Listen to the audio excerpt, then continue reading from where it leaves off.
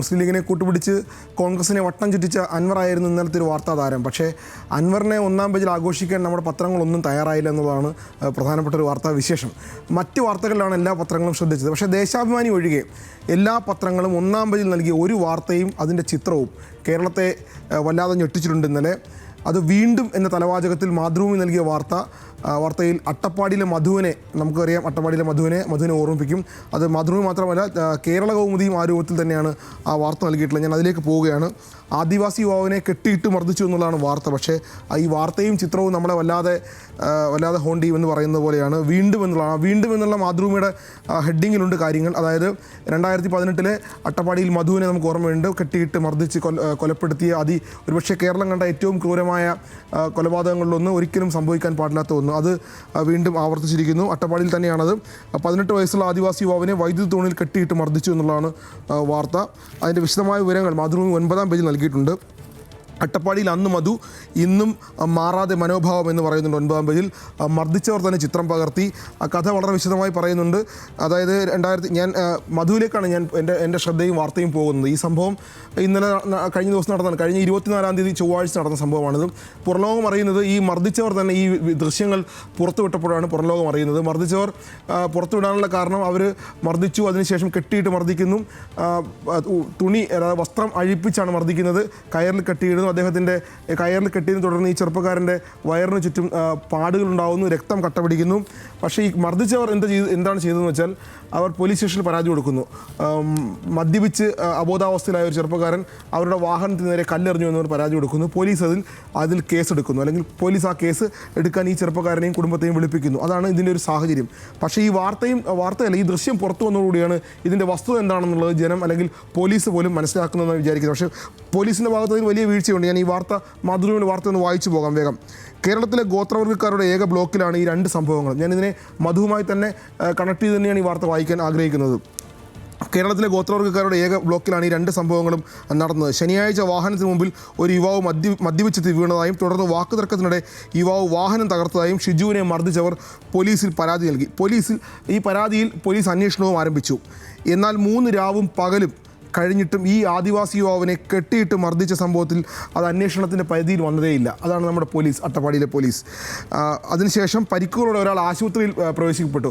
എന്നിട്ടും സാധാരണഗതിയിൽ നമ്മുടെ നാട്ടിൽ ഗുരുതര പരിക്കുകളോടെ ആശുപത്രിയിൽ പ്രവേശിപ്പിച്ചാൽ ആശുപത്രി അധികൃതരും പോലീസും തമ്മിൽ ഈ വിവരം പരസ്പരം കൈമാറുകയും അവിടെ പോലീസ് എത്തി അന്വേഷിക്കുകയൊക്കെ ചെയ്യും. അതും ഉണ്ടായില്ല.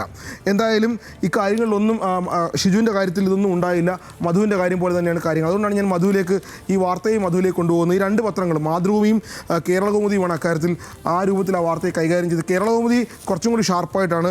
വീണ്ടും എന്നുള്ള ഒരു ഓർമ്മിപ്പിക്കൽ മാത്രമല്ല, ആർക്കും തല്ലാം ആദിവാസി എന്ന ഹെഡിങ്ങിലാണ് ഈ കേരള കൗമുദി ആ വാർത്ത നൽകിയിട്ടുള്ളത്. ആർക്കും തല്ലാം ആദിവാസി എന്നാണ് ഹെഡിങ്.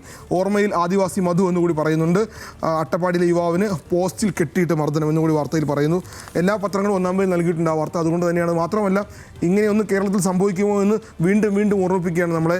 മധു കൊല്ലപ്പെട്ടു പോയി, പക്ഷേ ഷിബു കൊല്ലപ്പെട്ടില്ല എന്നുള്ളത് തന്നെ വലിയ ആശ്വാസകരമായ കാര്യമാണ്. അത്രയും ക്രൂരതയാണ് അവിടെ നടന്നിട്ടുള്ളത്. പോലീസിൻ്റെ ഭാഗത്ത് ബാക്കിയോട് നടന്നിട്ടുണ്ട്. ഒരുപക്ഷെ ഇയാൾ മദ്യപിച്ചിട്ടുണ്ടാകാം, അല്ലെങ്കിൽ ഇവരുടെ വാഹനത്തിന് കല്ലെറിഞ്ഞിട്ടുണ്ടാകാം. അതിനൊക്കെ ചെയ്യേണ്ട മാർഗ്ഗങ്ങൾ ഇതല്ല എന്ന്, ഇത് കേരളമാണ് എന്നുകൂടി ഓർമ്മിപ്പിക്കുകയാണ് ഈ വാർത്ത എന്നുകൂടി സൂചിപ്പിക്കുന്നു. മറ്റ് വാർത്തകളിലേക്ക് വേഗത്തിൽ പോകാം. ഇന്ന് ഞാൻ നേരത്തെ സൂചിപ്പിച്ച പോലെ എല്ലാ പത്രങ്ങളും വിവിധ വാർത്തകളിലാണ് 1-ാം പേജ് സമഗ്രമാക്കിയിട്ടുള്ളത്. സമഗ്രമായ പത്രം മാതൃഭൂമി തന്നെയാണ്. അത് ഞാൻ മാതൃഭൂമിയിലേക്ക് വരാം. പക്ഷേ ആദ്യം മനോരമയുടെ പ്രധാനപ്പെട്ട വാർത്ത ഉടക്കിട്ട് ഗവർണർ എന്നുള്ളതാണ്. വീണ്ടും ഈ ഗവർണർ എന്നുള്ള വാക്ക് കേൾക്കുമ്പോൾ നമുക്ക് ആരിഫ് മുഹമ്മദ് ഖാനെ ഓർമ്മ വരും. ഇത് ആരിഫ് മുഹമ്മദ് ഖാൻ അല്ല, ഇദ്ദേഹം നമ്മുടെ പുതിയ ഗവർണറാണ്. പുതിയ ഗവർണർ സർക്കാരുമായി ഉള്ള ആദ്യത്തെ ഏറ്റുമുട്ടലാണ് എന്ന് വേണം കാണാൻ. അതായത് സർവകലാശാല ബിൽ, അത് വീണ്ടും സർവകലാശാല ബിൽ സർക്കാരിൻ്റെ ഭാഗത്തുനിന്നുണ്ട്. ആ ബിൽ ഒപ്പിടാതെ രാഷ്ട്രപതിക്ക് വിടാനാണ് പുതിയ ഗവർണറുടെ അർലേക്കറുടെ തീരുമാനം. അദ്ദേഹം അങ്ങനെ തീരുമാനിക്കാനുള്ള കാരണമായി മനോരമ പറയുന്നത് ഗവർണറുടെ അധികാരങ്ങൾ വെട്ടിക്കുറയ്ക്കുന്ന വ്യവസ്ഥകളെന്ന് ഗവർണർക്ക് നിയമോപദേശം കിട്ടിയിരിക്കുന്നു. അതുകൊണ്ട് തന്നെ സർക്കാരുമായി വീണ്ടും ഏറ്റുമുട്ടാനാണ് ഗവർണർ ആഗ്രഹിക്കുന്നത് എന്നാണ് മനോരമയുടെ 1-ാം പേജിലെ വാർത്ത. ഒരുപക്ഷെ ഇത് ഒപ്പിടാതെ രാഷ്ട്രപതിക്ക് വിട്ടാൽ വീണ്ടും നിയമപ്രശ്നമാകും. നമുക്കറിയാം ഈ വിഷയം രാഷ്ട്രപതിയുടെ മുമ്പിൽ മാത്രമല്ല സുപ്രീം കോടതിയുടെ മുന്നിൽ നിൽക്കുകയാണ്. രാഷ്ട്രപതി ഇക്കാര്യത്തിൽ ഇടപെട്ട് കഴിഞ്ഞു. അതുകൊണ്ട് തന്നെ ഇത് വലിയ നിയമപ്രശ്നത്തിലേക്ക് പോകുന്ന വാർത്തയായതുകൊണ്ട് മനോരമയുടെ 1-ാം പേജ് വാർത്തയ്ക്ക് വലിയ പ്രാധാന്യമുണ്ട് എന്ന് കൂടി കാണാം. ഇനിയാണ് നമ്മൾ മാതൃഭൂമിയിലേക്ക് പോകുന്നത്. മാതൃഭൂമിയുടെ 1-ാം പേജ് വളരെ സമഗ്രമാണ്. നിരവധിയായ വാർത്തകളുണ്ട്. ആ വാർത്തകളെല്ലാം പോകാം. ആദ്യത്തെ വാർത്ത, പ്രധാനപ്പെട്ട വാർത്ത കേട്ടാൽ തന്നെ ഒരുപക്ഷെ സർക്കാർ ജീവനക്കാർക്ക് വലിയ സന്തോഷമുള്ള വാർത്തയാകും ഈ വാർത്ത കേട്ടാൽ. അതായത് ശമ്പളം കൂട്ടുമെന്നാണ് ഹെഡിങ്, ഒന്നാം പേരിൽ ഹെഡിങ്. ക്ഷാമബദ്ധ, അതായത് കിട്ടാനുള്ള ക്ഷാമബദ്ധ ലയിപ്പിച്ച് ശമ്പളം കൂട്ടും. അതായത് പുതിയ ശമ്പള കമ്മീഷനെ നിയമിക്കാൻ അല്ലെങ്കിൽ തീരുമാനിക്കാൻ സർക്കാർ ആഗ്രഹിക്കുന്നില്ല. കാരണം സർക്കാരിന് ഈ കാലാവധി പൂർത്തിയാക്കാൻ 10 മാസം കൂടി ബാക്കിയുള്ളൂ. അതുകൊണ്ട് ഇനിയൊരു ശമ്പള കമ്മീഷനെ വെച്ച് അല്ലെങ്കിൽ ആ ശമ്പള കമ്മീഷനെ ശുപാർശയെ കിട്ടി ശമ്പളം വർദ്ധിപ്പിക്കാനൊന്നും സർക്കാർ ആഗ്രഹിക്കുന്നില്ല. ഈ സർക്കാർ ഇറങ്ങി പോകുന്നതിന് മുമ്പ് ശമ്പളം വർദ്ധിപ്പിച്ച് ജീവനക്കാരെ സന്തോഷിപ്പിച്ചുകൊണ്ട് വിട്ടുപോകാനായിരിക്കും സർക്കാർ ആഗ്രഹിക്കുക. അതുകൊണ്ട് തന്നെ ശമ്പള വർധന നടപ്പിലാക്കാൻ ധനകാര്യ വകുപ്പിന് കീഴിൽ സെക്രട്ടറി തല സമിതി രൂപീകരിക്കാനാണ് നീക്കം. സംസ്ഥാനത്തെ സാമ്പത്തിക പ്രതിസന്ധിയുടെ പശ്ചാത്തലത്തിൽ പ്രായോഗിക സാധ്യത കൂടിയാണ് സർക്കാർ ആലോചിക്കുന്നത്. എന്തായാലും കമ്മീഷന് സാധ്യതയില്ല, പകരം സെക്രട്ടറി തല സമിതി വരും. എന്തായാലും ശമ്പളം കൂടുമെന്ന് കൂടി മാതൃഭൂമി പറഞ്ഞു വെക്കുന്നു. കമ്മീഷനെ ഒഴിവാക്കുന്ന ആദ്യമല്ല, 1973 കമ്മീഷനെ ഒഴിവാക്കിയിട്ടുണ്ട്. അതുകൊണ്ട് ജീവനക്കാർ പേടിക്കേണ്ട, സന്തോഷിക്കാമെന്നുള്ളതാണ് മാതൃഭൂമിയുടെ ഒന്നാം പേരിലെ പ്രധാനപ്പെട്ട വാർത്തകളിലൊന്ന്. ഇനി മറ്റു ചില വാർത്തകളിലേക്ക് ഞാൻ മനോരമയിൽ ഒരു വാർത്ത കൂടി ഒന്നാം പേരിൽ എടുത്തു പോകാം. അതായത് കഴിഞ്ഞ ദിവസം C P M electoral bond വഴി സംഭാവന വാങ്ങി എന്നൊരു വാർത്ത മനോരമ നൽകുകയും ആ വാർത്ത പിൻവലിച്ച് അത് ഇലക്ട്രൽ ബോണ്ട് അല്ല, പകരം സംഭാവനയാണ് സ്വീകരിച്ചത് എന്ന് മനോരമ ഒരു വാർത്ത നൽകുകയും വാർത്ത തിരുത്തി മനോരമ വീണ്ടും നൽകുകയും ചെയ്തു. ആ വാർത്തയിൽ തന്നെ വീണ്ടും തൂങ്ങാൻ ശ്രമിക്കുകയാണ് മനോരമ എന്നാണ് ഞാൻ മനസ്സിലാക്കുന്നത്. അതായത് സി പി എമ്മിന് കഴിഞ്ഞ വർഷമല്ല 2023-24 ആ ഒരു പീരീഡിൽ 23-24 പീരീഡിൽ സി പി എമ്മിന് ഇന്ത്യയിൽ ആകെ കിട്ടിയ തുക അല്ലെങ്കിൽ ഇന്ത്യയിൽ ആകെ കിട്ടിയ സംഭാവന എത്രയാണെന്നൊരു ഞെട്ടിപ്പിക്കുന്ന കണക്കായിട്ടാണ് മനോരമ അവതരിപ്പിക്കുന്നത്. സി പി എമ്മിന് ലഭിച്ചത് 7.64 കോടി രൂപയാണ് എന്നാണ് മനോരമ പറയുന്നത്.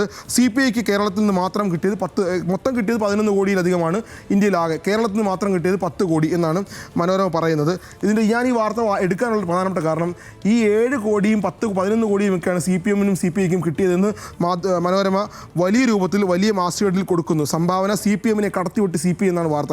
ഈ വാർത്ത വായിച്ചാൽ തോന്നുന്നു അതായത് ബി ജെ പിയും കോൺഗ്രസും DMK-യും തൃണമൂൽ കോൺഗ്രസും ശിവസേനയും ഒക്കെ ഉള്ള JDU ഒക്കെ ഉള്ളൊരു വലിയ രാജ്യമാണ് ഇന്ത്യ. ഈ വലിയ രാജ്യത്ത് മറ്റ് പത്രങ്ങൾക്ക് മറ്റ് രാഷ്ട്രീയ പാർട്ടികൾക്ക് എത്ര തുക കിട്ടിയെന്ന് ചോദിച്ചാൽ ഞെട്ടുന്നതാണ്. ഈ 2023-24 ഏറ്റവും കൂടുതൽ സംഭാവന ലഭിച്ച പാർട്ടി BJP ആണ് എന്ന് അവസാനത്തെ പാരഗ്രാഫിൽ പറയുന്നുണ്ട്. സി പി എമ്മിന് ലഭിച്ചത് 7 കോടിയിലധികം 8 കോടിയോളമാണെന്ന് ആലോചിക്കണം. അവിടെ BJPക്ക് ലഭിച്ചത് 2224 കോടിയാണ് എന്ന് അവസാനത്തെ പാരഗ്രാഫിൽ പറയുന്നു. ഞാൻ ഈ വാർത്ത വളരെ തമാശയായിട്ടാണ് കാണുന്നത്. മനോരമ വീണ്ടും ഉരുണ്ട് കളിക്കുകയാണ്. കഴിഞ്ഞ ദിവസം കൊടുത്ത വാർത്ത തിരുത്തി കൊടുക്കേണ്ടി വന്നു. വീണ്ടും സി പി എമ്മിനെയും സി പി ഐയെയും ഇത്രയും കോടി രൂപ സംഭാവന കിട്ടിയെന്ന് സമർത്ഥിക്കാൻ ശ്രമിക്കുന്നതായിട്ടാണ് ഈ വാർത്ത വായിക്കുമ്പോൾ സാധാരണക്കാർക്ക് മനസ്സിലാകുന്നത് എന്നുകൂടിയാണ് പറഞ്ഞു വെക്കുന്നത്. മറ്റൊന്ന്, ഇനിയുള്ള പ്രധാനപ്പെട്ട വാർത്തകളിലൊന്ന്, ഇന്നലെ മാതൃഭൂമിയിലേക്ക് തന്നെ വരാം. മാതൃഭൂമി ഒന്നാം പേജിൻ്റെ കാര്യമാണ്. മാതൃഭൂമി ഒന്നാം പേജിൽ ഒരു പിടി വാർത്തകൾ. അതായത് കുട്ടിയെ നോക്കാൻ അവധിയില്ല.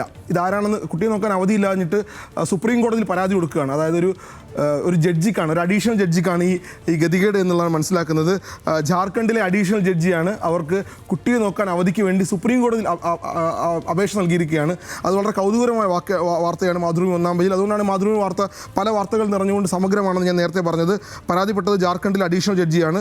എന്തുകൊണ്ടാണ് ഈ പരാതി നൽകിയെന്ന് സുപ്രീം കോടതി ചോദിക്കുന്നുണ്ട്.